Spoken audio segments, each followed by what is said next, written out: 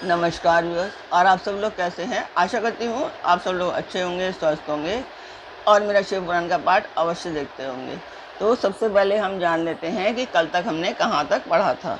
तो कल तक था कि ब्रह्मा जी कहते हैं कि नारद ऐसा कहकर भगवान शिव चुप हो गए। उनके हृदय में विरह का प्रभाव कुछ कम हो गया। उनमें विरह क्या था, वे लोकाचार के का पालन कर रहे थे। वास्तव में सत्पुरुषों के प्रिय श्री रुद्रदेव निर्विकार परमात्मा हैं। शिव की उपयुक्त आज्ञा को शिरोधार्य करके पुत्र सहित पृथ्वी देवी शीघ्र ही अपने स्थान को चली गईं। उन्हें आध्यात्मिक सुख मिला। वह बालक भौम नाम से प्रसिद्ध हो युवा हो जाने पर तुरंत काशी चला गया और वहाँ उसने दीर्घकाल तक भगवान शंकर की सेवा की। विश्वनाथ जी की कृपा से ग्रह की पदवी पाकर वह भूमि कुमार शीघ्र ही श्रेष्ठ एवं दिव्य लोक में चले गए, जो शुक्र लोक से भी परे है। तो मेरा इस पाठ का उद्देश्य आप सभी जानते हैं कि वो एक मंदिर के लिए है, शुभ कार्य है। और इसमें मैं आप सब लोगों को सहयोग चाहती हूँ कि आप सब लोग सब्सक्राइब करें, लाइक करें और शेयर करें, ताकि मेरा ये उद्देश्य पूर्ण हो पाए।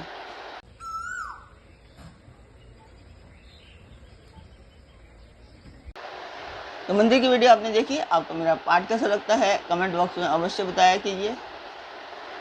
तो अब हम चलते हैं आज के पाठ पर। स्वागत करती हूँ मैं आप सभी का अपने कार्यक्रम शिव पुराण में। तो आज के शिव पुराण के पाठ में है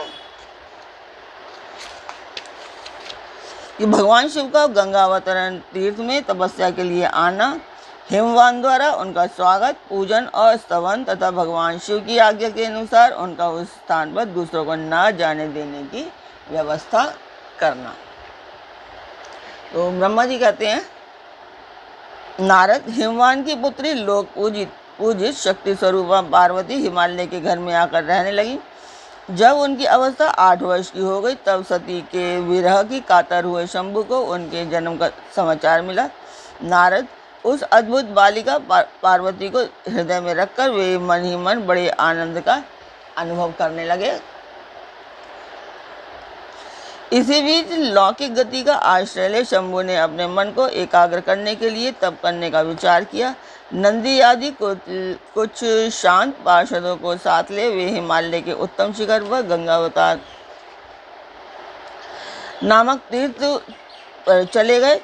वहाँ पूर्व काल में ब्रह्मधाम से च्युत होकर समस्त पाप राशि का विनाश करने के लिए चली हुई परम पावनी गंगा पहल भूतल पर अवतीर्ण हुई थी। जितेंद्रिय हर ने वहीं रहकर तपस्या आरंभ की। वे आलस्य रहित हो चेतन ज्ञान स्वरूप नित्य ज्योतिर्मय निरामय जगन्मय चितानंद स्वरूप द्वैतहीन तथा आश्रय रहित अपने आत्मभूत परमात्मा का एकाग्र भाव से चिंतन करने लगे। भगवान हर के ध्यान परायण होने पर नंदी भृंगी आदि कुछ अन्य पार्षदगण भी ध्यान में तत्पर हो गए। उस समय कुछ ही प्रमथगण परमात्मा शंभु की सेवा करते थे। वे सब के सब मौन रहते और एक शब्द भी नहीं बोलते थे। कुछ द्वारपाल हो गए थे। इसी समय गिरिराज हिमवान उस औषधि बहुल शिखर पर भगवान शंकर का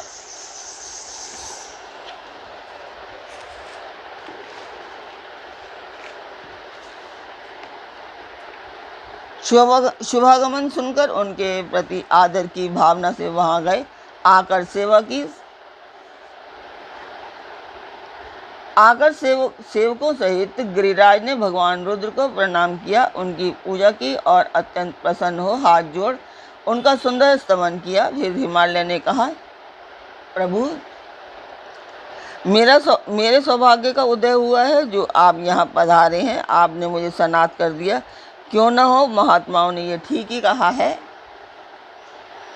महात्माओं ने ये ठीक ही वर्णन किया है कि आप दीन वत्सल हैं। आज मेरा जन्म सफल हो गया, आज मेरा जीवन सफल हो गया और आज मेरा सब कुछ सफल हो गया, क्योंकि आपने यहाँ पदार्पण करने का कष्ट उठाया है। महेश्वर, आप मुझे अपना दास समझकर शांत भाव से मुझे सेवा के लिए आज्ञा दीजिए। मैं बड़ी प्रसन्नता के साथ अनन्य चित्त होकर आपकी सेवा करूँगा। तो ब्रह्मा जी कहते हैं कि नारद, गिरिराज का यह वचन सुनकर महेश्वर ने किंचित आंखें खोली और सेवकों सहित हिमवान को देखा। सेवकों सहित गिरिराज को उपस्थित देख ध्यान युग में स्थित हुए जगदीश्वर वृषभध्वज ने मुस्कुराते हुए कहा। महेश्वर बोले, शैलराज, मैं तुम्हारे शिखर पर एकांत तपस्या के लिए आया हूँ। तुम ऐसा प्रबंध करो जिससे कोई भी मेरे निकट ना आ सके। तुम महात्मा हो, तपस्या के धाम हो तथा मुनियों, देवताओं, राक्षसों तथा अन्य महात्माओं को भी सदा आश्रय देने वाले हो। द्विज आदि का तुम्हारे ऊपर सदा ही निवास रहता है। तुम गंगा से अभिषिक्त होकर सदा के लिए पवित्र हो गए हो। दूसरों का उपकार करने वाले तथा संपूर्ण पर्वतों के सामर्थ्यशाली राजा हो। गिरिराज, मैं यहाँ गंगावतरण स्थल में तुम्हारे आश्रित होकर आत्म संयम पूर्वक बड़ी प्रसन्नता के साथ तपस्या करूँगा। शैलराज गिरिश्रेष्ठ, जिस साधन से मेरी यह तपस्या बिना किसी विघ्न बाधा के चालू रह सके, उसे इस समय प्रयत्न पूर्वक करो। पर्वत प्रवर मेरी यही सबसे बड़ी सेवा है।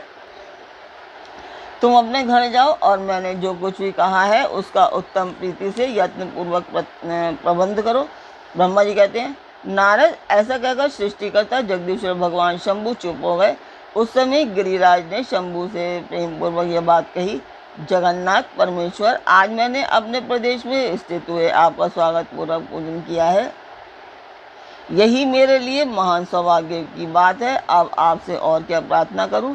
महेश्वर, कितने ही देवता बड़े बड़े यत्न का आश्रय ले महान तप करके भी आपको नहीं पाते, वे ही आप यहाँ स्वयं उपस्थित हो गए। मुझसे बढ़कर श्रेष्ठ, सौभाग्यशाली और पुण्यात्मा कोई दूसरा नहीं है, क्योंकि आप मेरे पृष्ठभाग पर तपस्या के लिए उपस्थित हुए हैं। परमेश्वर, आज मैं आपको देवराज इंद्र से भी अधिक भाग्यवान मानता हूँ, क्योंकि सेवकों सहित आपने यहाँ आकर मुझे अनुग्रह का भागी बना दिया। देवेश, आप स्वतंत्र हैं, यहाँ बिना किसी विघ्न बाधा के उत्तम तपस्या कीजिए। प्रभु, मैं आपका दास हूँ, अतः सदा आपकी आज्ञा के अनुसार ही काम करूँगा। तो ब्रह्मा जी कहते हैं, नारद ऐसा कहकर गिरिराज हिमालय तुरंत अपने घर को लौट आए। उन्होंने अपनी प्रिया मैना को बड़े आदर से वह सारा वृतांत कह सुनाया। तत्पश्चात शैलराज ने जाने वाले परिजनों तथा समस्त सेवकगणों को बुलाकर उन्हें ठीक ठीक समझाया।